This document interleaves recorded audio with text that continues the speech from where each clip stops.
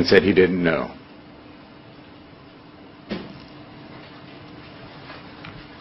Poor Conrad Murray.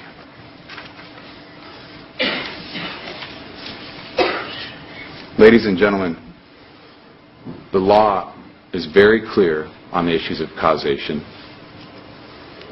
And the defense theory that Michael Jackson self-administered is not an unforeseen or extraordinary occurrence. Again, from Conrad Murray's own statement, he described Michael as having a dependency issue on this drug.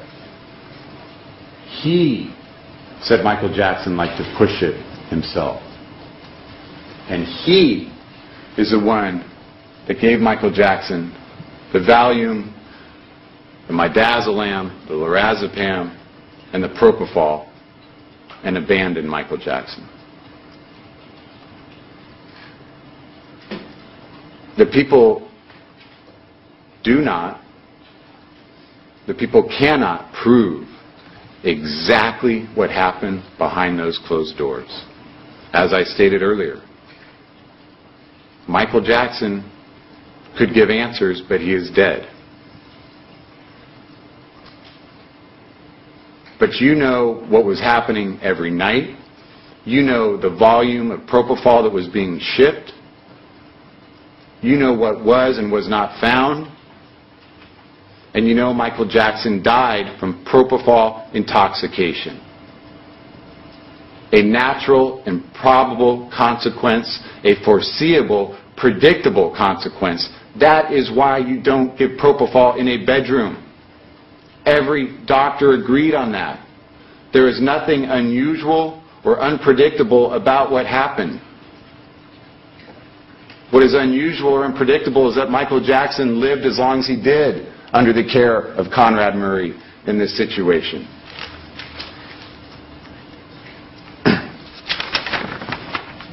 Ladies and gentlemen, if Conrad Murray felt so deeply for Michael Jackson, if he felt so much for his welfare, then I would say this: actions speak far louder than words. Because what Conrad Murray did is continue the propofol, continue the benzodiazepines when he knew full well what it was doing to him. If, based on no other evidence, you know he knew on May 10th when he recorded that drugged up recording. Ladies and gentlemen, as I started, this was a relationship built on trust. And Michael clearly did trust his life into the hands of Conrad Murray. Not only on a nightly basis for the 2 months you know about, but on June 25th, 2009.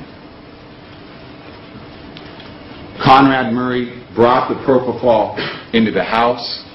Conrad Murray administered the propofol. Conrad Murray abandoned his patient.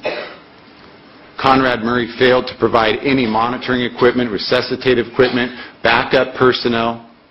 Conrad Murray failed to call 911. Conrad Murray is criminally liable for the death of Michael Jackson. Not because it is Michael Jackson, but because Conrad Murray acted with criminal negligence.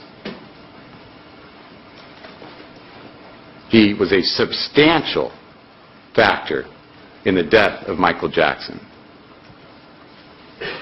And I ask you to consider all the evidence in this case, to apply the law that the judge gave you,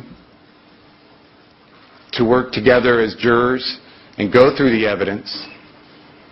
And I trust you'll find that, again, although you have a very important role, at the end of the day, the issue of whether or not Conrad Murray was criminally negligent is not that complicated. This type of medical care has never been seen. This was a pharmaceutical experiment in a bedroom. I trust and I ask that you return with the only right verdict in this case, the only true verdict in this case, and the only just verdict in this case. I ask that you return with a verdict of guilty for the solitary count of involuntary manslaughter based on Conrad Murray's actions and his actions alone. Thank you. Mr. Walgren, thank you. Ladies and